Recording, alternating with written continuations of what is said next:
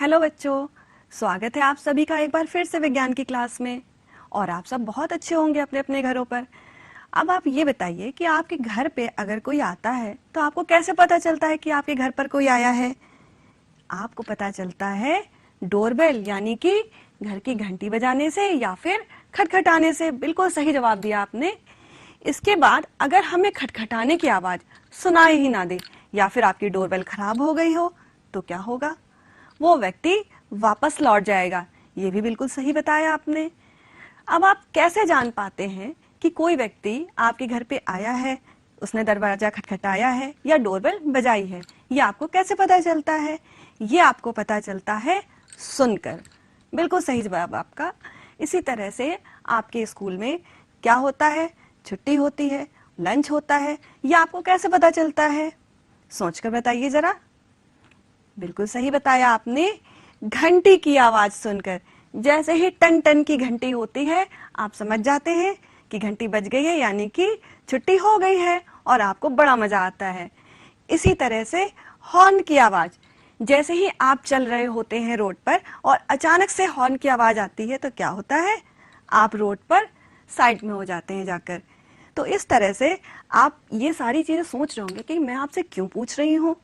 इसी तरह से आज मैं भी आपसे यहाँ जो कुछ भी बोल रही हूँ, आप मेरी बात को सुन पा रहे हैं, समझ पा रहे हैं। ये सब संभव इसलिए है क्योंकि मेरी आवाज आप तक जा रही है और आप उसको सुन रहे हैं, इसीलिए ये समझ पाना संभव है। तो ये सब कुछ आज हम जो बात कर रहे हैं, किस बारे में बात कर रहे हैं? हम बात कर रहे हैं ध्वनि की। ध्वनि जो कि हमारे जीवन में जिसका बहुत ही अहम रोल है, और यही हमारा आज का टॉपिक है। तो आज हम पढ़ने वाले हैं ध्वनि, जिसे हम इंग्लिश में क्या कहते हैं बच्चों? साउंड कहते हैं। तो आज हम पढ़ने वाले हैं ध्वनि के बारे में। यह है आपका चैप्टर 14, जहां है ध्वनि के बारे में। आप पढ़ेंगे कि ध्वनि की उत्पत्ति कैसे होती है, कंपन और तरंगे क्या होती हैं, और ध्वनि कितने प्रकार की होती है। तो आज ये इतना इंटरेस्टिंग टॉपिक है और ये बहुत ही मजेदार क्लास होने वाली है, क्योंकि इस क्लास के अंत तक आप अंतर कर पाएंगे अपनी रोजमर्रा के सुनने वाली ध्वनियों में। आप समझ पाएंगे कि वह ध्वनि किस प्रकार की है। तो चलिए हम आगे बढ़ते हैं। हमारा सवाल है, व्हाट इज साउंड? ध्वनि क्या है? तो बच्चों, ध्वनि क्या है? देखें, ध्वनि एक प्रकार का कंपन या विक्षोभ होता है जो किसी भी माध्यम से ठोस, द्रव या गैस से होकर संचरित हो सकती है। यह शब्द है संचरित, यानी कि होकर जाना। तो ध्वनि एक प्रकार का कंपन या विक्षोभ है जो किसी ठोस, द्रव या गैस से होकर संचरित होती है। परंतु क्या सारी ध्वनियां आपको सुनाई देती है? ऐसा तो नहीं है। तो यानी कि केवल मुख्य रूप से उन कंपनों को ही ध्वनि कहते हैं जो हमें सुनाई पड़ती हैं।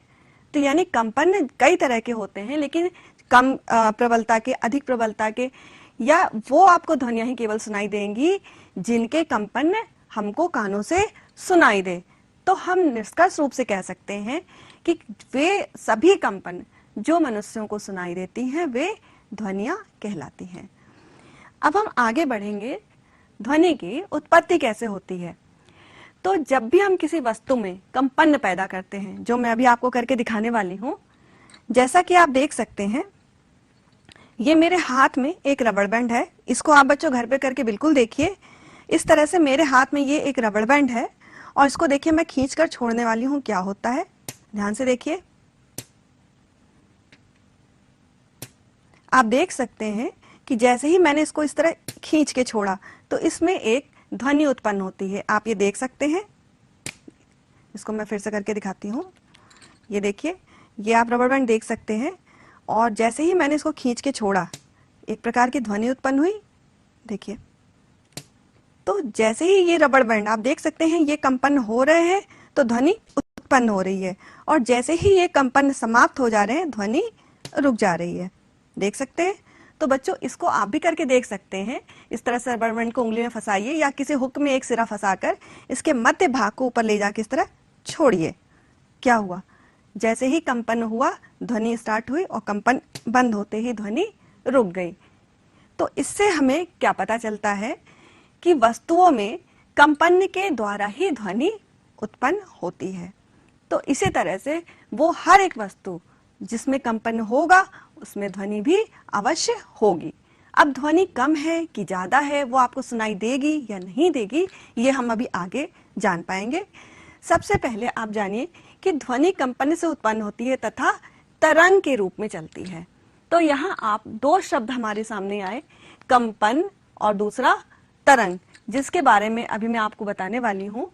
ध्वनि यहाँ से आप देख सकते हैं हमारे कानों तक जा रही है, पर ये किस रूप में जा रही है आप देख सकते हैं, ये आगे बढ़ रही है तरंग के रूप में। आप ये देख सकते हैं इस तरह से, यानी कि जो ध्वनि होती है वो हमारे कानों तक इस तरह से आगे तरंग के रूप में बढ़ती है।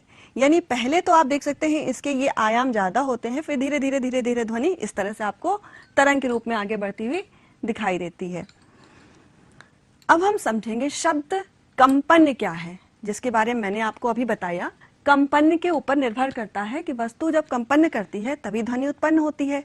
कंपन होता क्या है, जैसे कि आप देख सकते हैं इस घड़ी में ये इधर मूव करता है और ये पेंडुलम इधर मूव करता है, यानी किसी वस्तु का अपनी माध्य स्थिति के इधर उधर गति करना क्या कहलाता है, कंपन। जैसा कि आप सामने ये देख सकते हैं, मैं आपको करके भी दिखाती हूँ। आप देखिए जैसे मेरे हाथ में ये इस तरह एक दोलक है, बच्चों आपको दिखाई दे रहा होगा, और ये इसकी माध्य स्थिति है ये, ठीक है बच्चों। अब जैसे ही ये आप देख सकते हैं इसको मैं छोड़ूंगी, ये देखिए ये गति करना इसने शुरू कर दिया, तो इसकी यहाँ से यहाँ तक की गति, यानी कि ये इधर की गति, ये है इसका आधा आयाम यानी कि आधा कंपन, और इधर का ये है आधा कंपन। अब क्या होगा, देखिए इसको, ये यहाँ आया और ये इस तरह से आके इधर गया। देखिए बच्चों ध्यान से, ये यहाँ आया और फिर इस तरह से, तो यानी आधा इधर और ये आधा इधर, इसको मिला के बनता है पूरा एक कंपन। तो इस तरह से यहाँ तक ये बना पूरा एक कंपन। तो हम बोल सकते हैं कि एक कंपन, ठीक है बच्चों, एक कंपन में लिया गया समय, जितना समय लगता है इस पूरे एक कंपन को करने में, उसे हम कहते हैं आवर्त काल।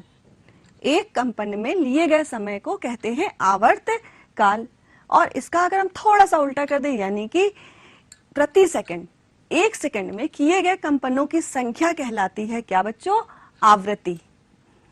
प्रति सेकंड यानी कि एक सेकंड में किए गए कंपनों की संख्या कहलाती है आवृत्ति, जिसका SI मात्रक होता है हर्ट्ज, जिसे हम इस तरह से सिंबल में रिप्रेजेंट कर सकते हैं, और उसका मात्रक क्या होता है, हर्ट्ज होता है।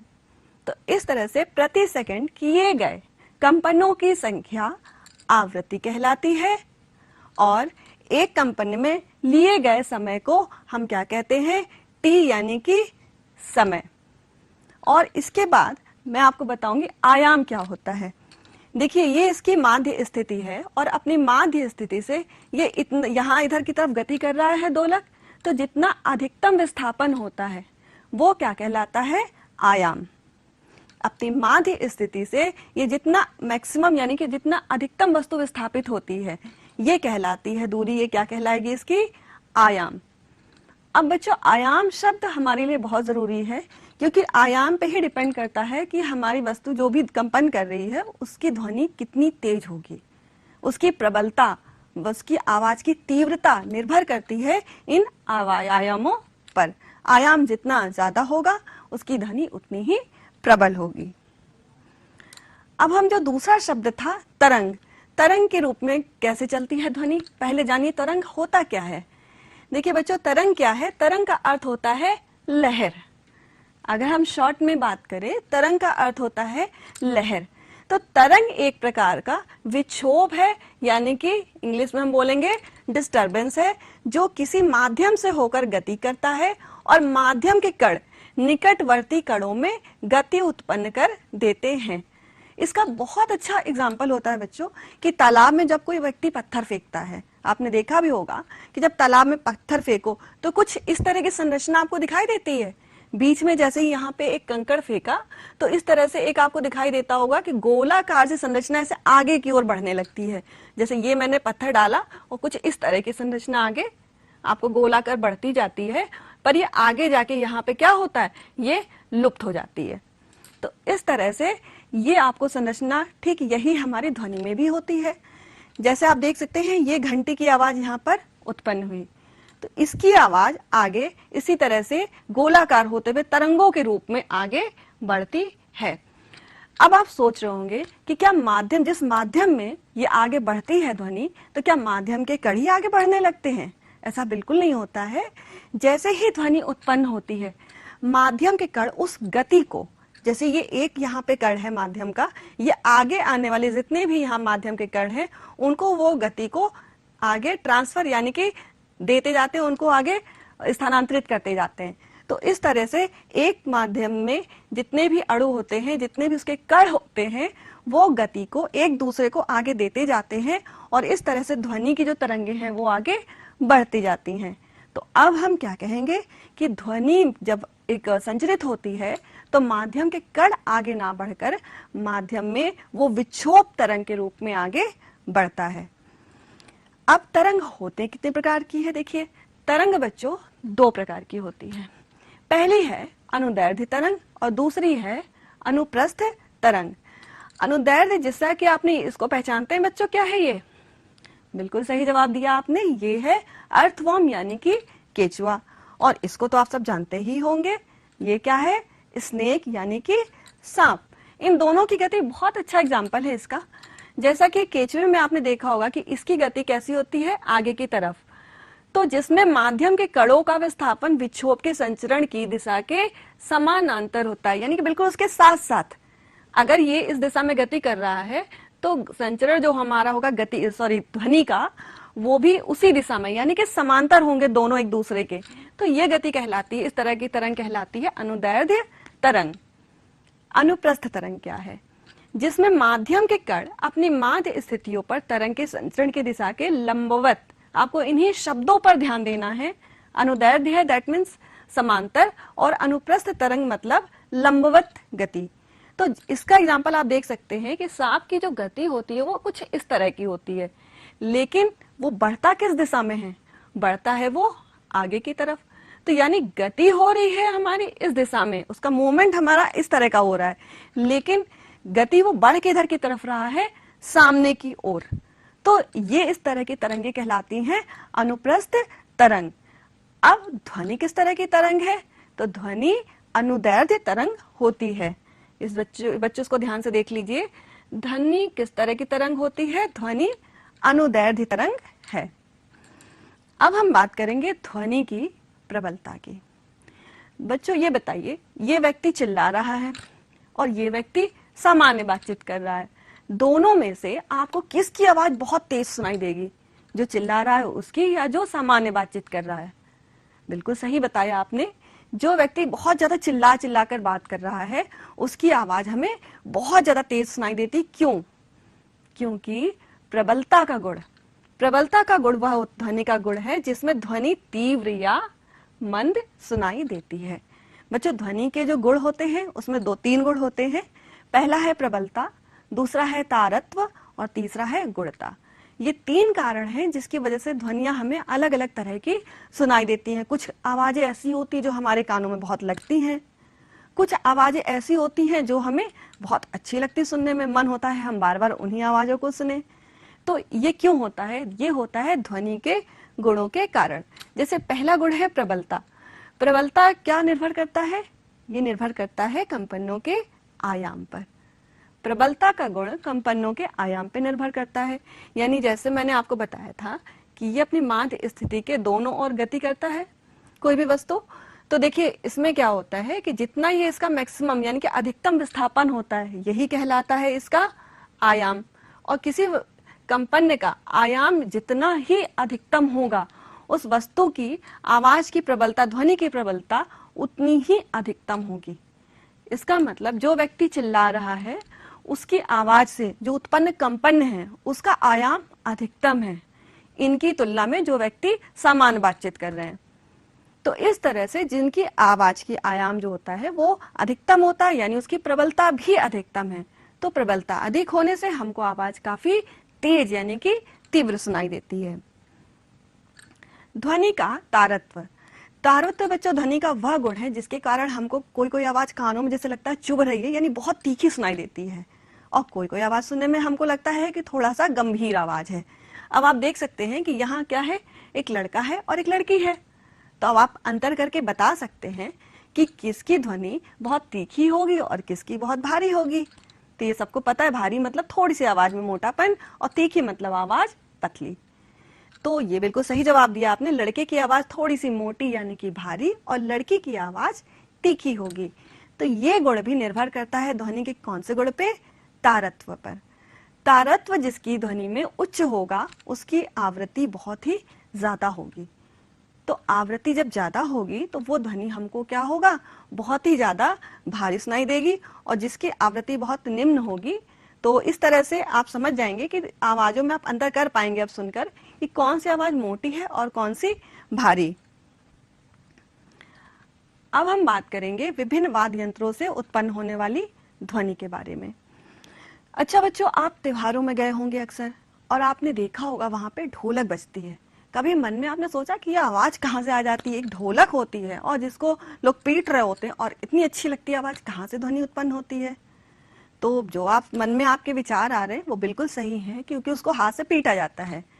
क्या होता है कि जिस तरह ये ढपली दिख रही है, ढपली है, मृदंग, तबला, ढोलक, इस तरह के जितने भी वाद्य यंत्र होते हैं इनमें इस तरह से क्या होता है, चमड़े का डायाफ्राम लगा होता है। अब डायाफ्राम लगे होने पे क्या होता है, यहाँ पे जितनी तेजी से आघात किया जाता है उतनी ही तेज ध्वनि उत्पन्न होती है।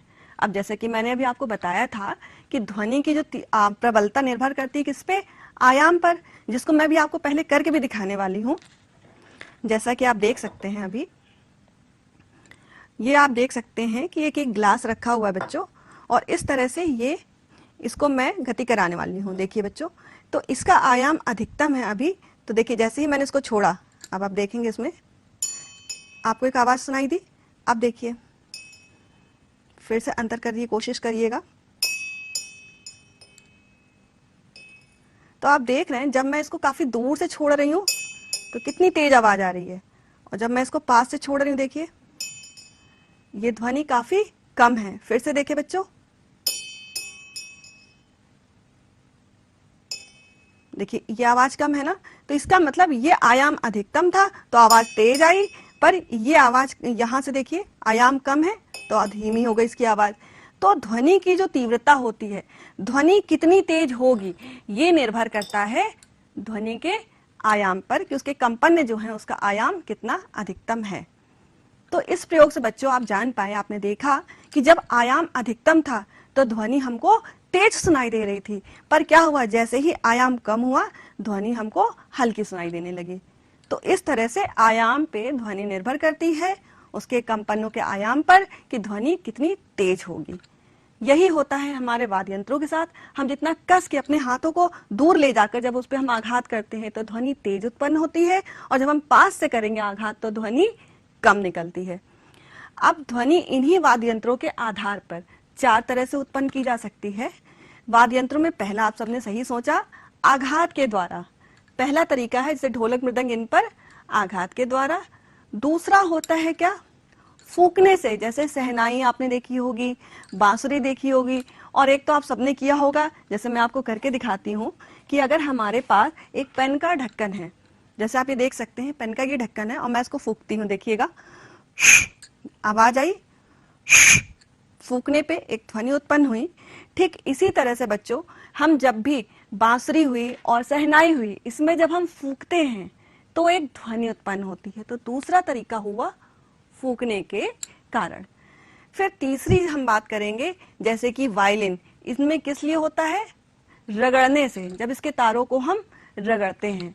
इसी तरह से सितार, आपका गिटार, ये तो आपका गिटार हो गया। इसी तरह से इनमें तो हम लोहे की पत्ती लेते हैं उसके ऊपर रगड़ते हैं, लेकिन कुछ वाद्य यंत्रों में हम तारों को जब हम खींच के छोड़ते हैं तो भी एक ध्वनि उत्पन्न होती है, जो मैं आपको करके दिखाती हूँ।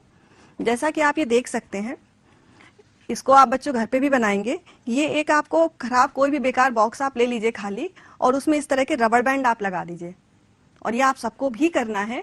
जैसा कि आप देख सकते हैं रबर बैंड को मैं खींच रही हूँ तो ये एक ध्वनि उत्पन्न हो रही है, देख सकते हैं।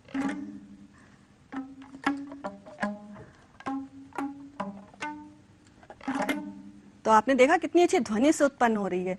तो इस तरह से इसको आप घर पे बनाइए और इसको एंजॉय करिए कि देखिए कितना अच्छा इससे म्यूजिक निकल रहा है। तो आप तरह तरह के म्यूजिक भी इससे निकाल सकते हैं। तो इस तरह से कुछ वाद्य यंत्रों में भी, जैसे सितार, गिटार, वायलिन में क्या होता है कि इसी तरह से तारों को, उसमें लोहे के तार होते, इस तरह खींचा जाता है तो एक प्रकार की ध्वनि उत्पन्न होती है। तो इसी तरह से कुछ वाद्य यंत्र हैं जिनके बारे में आप बताएंगे अब मुझे, जैसे कि ढोलक, तबला, मृदंग। अब आप बताइए इसमें ध्वनि कैसे उत्पन्न होती है? बिल्कुल सही बताया आपने, आघात के द्वारा। इसी तरह से सितार और गिटार में कैसे ध्वनि उत्पन्न होती है? तारों को खींचकर छोड़ने से। वायलिन में कैसे ध्वनि उत्पन्न होती है? रगड़ने से। और बांसुरी, बीन, शहनाई में, ये तो आपको बड़ा अच्छा लगता होगा बांसुरी को बजाना, कैसे ध्वनि उत्पन्न होती है? फूंक मारने से। तो अब आप अच्छी तरह से समझ चुके हैं कि इन वाद्य यंत्रों में ध्वनि किस प्रकार उत्पन्न की जाती है। अब हम पढ़ेंगे कि ध्वनियां कितने प्रकार की होती हैं। बच्चों, जैसा लक्षणों के आधार पर मैंने अभी आपको 3 गुण बताए थे, प्रबलता, तारत्व और गुणता। इन्हीं के आधार पर ध्वनियों को कैटेगराइज किया गया है, वर्गीकृत किया गया है। फिर है आवृत्ति के आधार पर अपश्रव्य, श्रव्य और पराश्रव्य। तो सबसे पहले हम जानेंगे कि प्रबल ध्वनि तथा मंद ध्वनि क्या होती है।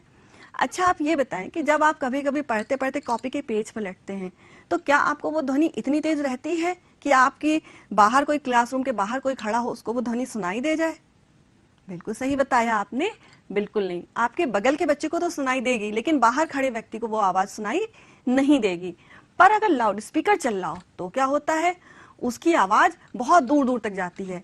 इसी तरह से बादलों की गड़गड़ाहट, इसकी आवाज भी हम बहुत दूर से सुन सकते हैं।